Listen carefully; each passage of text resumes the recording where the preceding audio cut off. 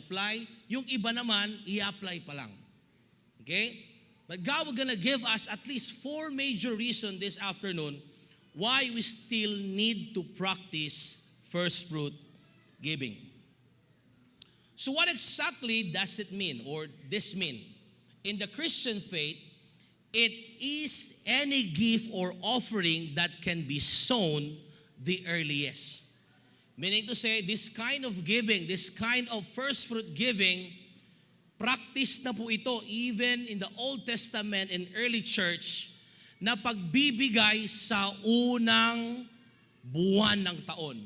The earliest, unang buwan. Well, in fact, kung itatrack down natin yung calendar ng mga Israelites or Jew, nahuhulog po itong First Fruit Festival on the month of April.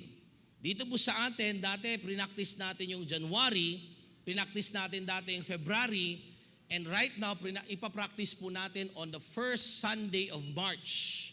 And that's the reason why I want to lay this foundation sa inyo so that for those who are fully convicted to apply this practice, at least naintindihan mo man lang. Hindi dahil mandatory. Hindi dahil, kasi yan yung culture na namin sa simbahan, first fruit giving na naman. Even though wala sa heart mo, even though wala sa faith mo, gagawin mo. And that's the reason why, sad to say, there are no result. So what exactly does it mean? Okay? This is regarded as a symbol of gratitude, assuring God's abundant blessing. So mga kapatid, itong first fruit giving is a symbol of gratitude, assuring God's abundant blessing. Simbolo po ito. To many churchgoers, giving first fruit means giving their best to God. Marami po ang mga nagpa-practice nito. They have this what we call clear understanding about giving their best unto God.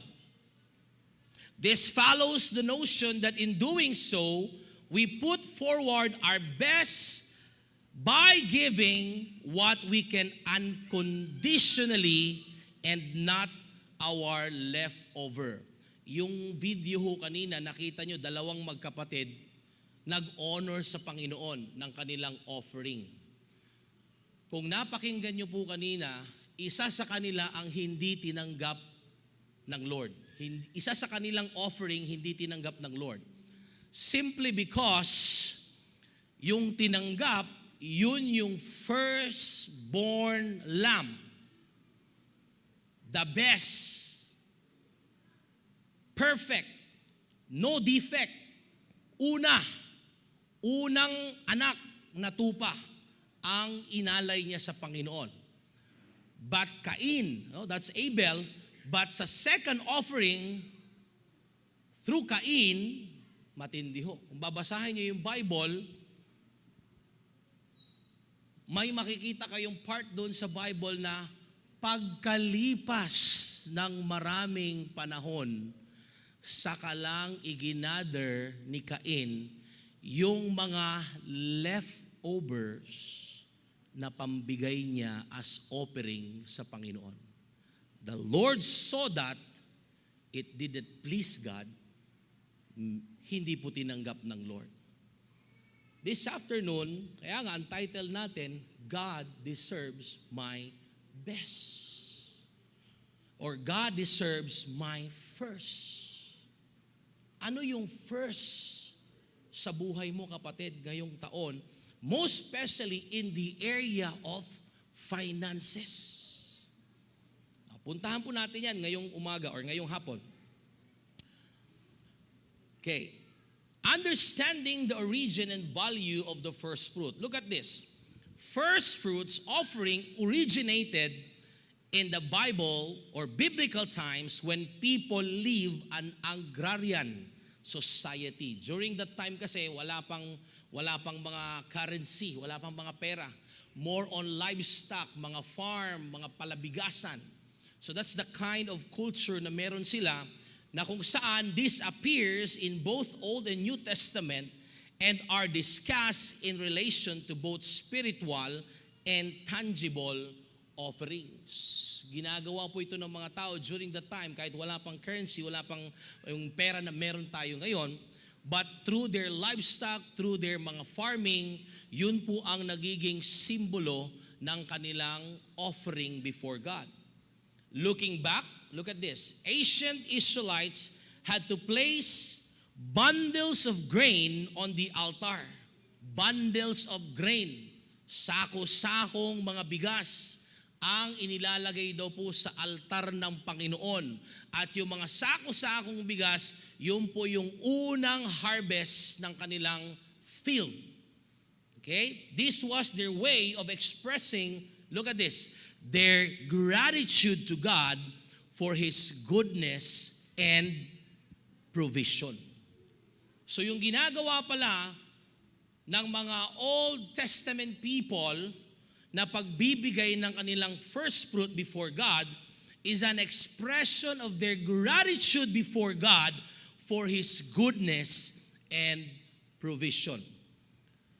Through the decades, the concept of first fruit has continually evolved and encouraged more churches or members and attendees to bestow an offering above and beyond tithing. Kasi ang tithing offering na andyan naman na talaga yan. But again, nag-evolve po itong first fruit offering from the Old Testament to New Testament hanggang sa current churches ngayon. Patuloy daw po ito na ipinupush, iminomotivate para ho i-practice po ng mga members sa church. And that's the reason why we need to understand the foundation of this. Now, first fruits can be in the form of, look at this, first salary from a new job or the first paycheck of the year. Also, it can be a portion earned from any profits or sales, or what we call annual salary bonus. For people in the business sector, it can be the best profit they made during their initial month of their earnings. So ganun daw po pala, yung iba ganito ang ginagawa nilang pag-practice. No, kasi siyempre, hindi naman lahat may mga palapalayan. Hindi naman lahat may palayan. Ngayon, ang pumapasok na income na ngayon is what we call currency na, pera no. So in what way daw maibibigay nitong mga intentional na gustong mag-practice nitong first fruit? They can give it through their first salary, a new job at the first check, a portion earned from their profits or sales, or annual bonuses. Sa mga business naman daw, sector, it can be the best profit they made during their initial month of their earnings. Look at this. Although the doctrine of first fruit is nearly as old as the Bible itself, there are still some questions you might have asked as you journey in your Christian faith. Totoo. Matagal na ho itong pinapractice. For those of you na prinactice ito for the last 7 years, kahit papaano, you have this foundation. For those of you na curious ka, o yung iba nga, kahit na pinapractice na, but there's this question mark pa rin. Bakit ba talaga nagbibigay nito? Bakit kinakailangan gawin ito? Okay? Thus, in case you're one of those who are wondering about the importance of first fruit giving, let me discuss, brothers and sisters, at least 4 major reasons why we need to still practice first fruit giving. 4 lang po ito. Number 1, to express gratitude. That's number 1, to express gratitude. Why we need to still practice first fruit giving? In order for us to continually express our gratitude before God. Along with tithes, first fruit is also a key spiritual instrument that church members use to give back to God. Now, the attribution of these tithes and first fruit has stressed the importance of understanding the origin of religious giving. Ni-stretch nito at binibigyan daw tayo ng tamang kaunawaan pagdating po dito sa religious giving na ito. First fruit is indeed, look at this, first fruit is indeed a symbolism of thankful hearts and hopeful minds for financial growth and overflowing blessing. So when you practice first fruit giving, first na motive why you give that, because you want to express your gratitude before God. You want to express how thankful we are or you are, no, because God remains faithful and He keeps on providing all that we need. We give also the first fruit as a symbol of thankful heart and hopeful minds for financial growth and overflowing blessing. Maybe you are now experiencing prosperity. You are now experiencing, may pera naman ako, pastor. Mapera na ako, pastor. But if you have in your mind, Lord, I want increase. I want promotion. I want overflowing blessing. Isa daw po ang first fruit offering sa susi to unlock that kind of breakthrough. Most especially in the area of finances. Okay? Nakaka-relate yan yung mga talagang gumagawa nito. Talking about overflowing blessing. In Proverbs chapter 3, verse 9 to 10, malinaw ho na sinabi dyan. Again wag ho kayong magagalit sa akin. Ako po ay mensahero lang ng Panginoon. Lahat po ng sinasabi ko sa inyo dito, biblically founded po, mga kapatid. Look at that in Proverbs chapter 3. Okay, sabi po dyan, honor the Lord with your wealth and with the first fruits of all your crops. Then your barns will be what? Filled to overflowing. And your vats will brim over with new wine. Principle po ito sa Bible. And to those who practice it well, having right kind of understanding, having the right kind of foundation and motive, I believe they are all experiencing it. Okay? So, it is from the very Word of God that we should honor God with our wealth and with the first fruits of all your crops. And we work hard for our financial goals, and once we give God our first fruit, we will afford our desires and welcome more bountiful blessing. You see, it conveys or this conveys that having a positive perspective, such as being grateful, makes the difference despite of individual struggle. Yan ang nakaka-amaze dito sa mga nagpa-practice na nito. Because they have different kinds of struggles. No, they encounter trials after trials. But these people who understood the principle of first fruit giving, kahit meron daw sila pong mga existing struggles, wow, they heartily give it unto the Lord. So, this is an expression of our gratitude before God. I don't know about you, but can you ask your seatmate? Tanungin mo yung seatmate mo, mabuti ba ang Diyos sa buhay mo? Okay? Kung nakikita mo mabuti ang Diyos sa buhay mo, I believe He deserves your first. Okay? He deserves your first. Number 2, so that's an expression of our gratitude before God. Number 2 reason why we still need to practice Itong tinatawag na first fruit giving. Look at this. To declare sacrificial faith.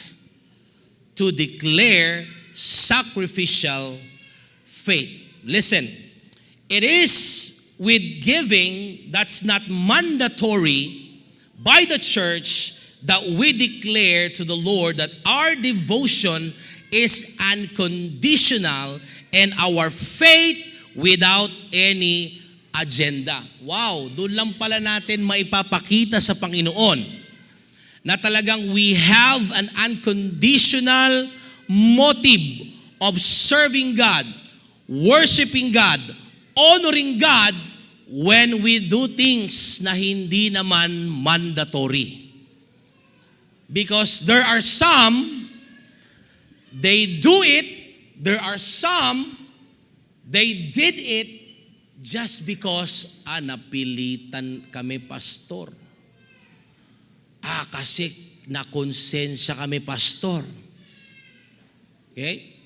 Kasi baka magilty kami pastor. So if you have that kind of understanding, as you practice this or you want to continually practicing it, kapatid, ito daw po ang dapat na foundation yan. That we give it as a declaration of our sacrificial faith. Not mandatory. Not mandatory. Kaya po, wag nyo na ho ito ipapractice kung out of obligation, out of, kasi napilitan, kasi nakakakonsensya. Huwag niyo hong gagawin yan. Because God honored obedience rather than sacrifice. First fruit giving is truly a genuine demonstration of our appreciation of God's faithfulness in our lives. So through this first fruit giving, grabe kapatid, ito daw po ay tinatawag na genuine demonstration of our appreciation of God's faithfulness in our lives. I believe wala ni isang segundo na pinabayaan ka ng Panginoon. I believe wala ni isang moment sa life mo na iniiwan ka ng Panginoon na talunan. The mere fact na nandito ka ngayon, nakaupo, nakikinig ka ng salita ng Panginoon, that symbolizes God's goodness and faithfulness sa buhay mo. Going back to the biblical times, the Israelite first fruits symbolizes how God acknowledges His people intentions. Yung pala yun. Naging paraan pala ng Lord yun para makita ng Lord yung pinaka-intensyon ng mga tao before God. Yung bang mga tao na yon, they just worship God, they just serve God because may naibibigay ang Panginoon sa kanila. What if si Lord naman ang mag-demand sa kanila na ibigay itong bagay na ito? Will they still genuinely worship and honor God? So paraan pala ito ng Panginoon to test the real intention, the real motive of a believer. Sooner or later, because this is a series, kung open ka sa katuruan na ito, makikita mo that this is really God's testing when it comes to becoming, listen, faithful stewards. Because at the end of the day, hindi ikaw nagmamay-ari niyan. But sometimes, because of what we call lack of understanding, akala natin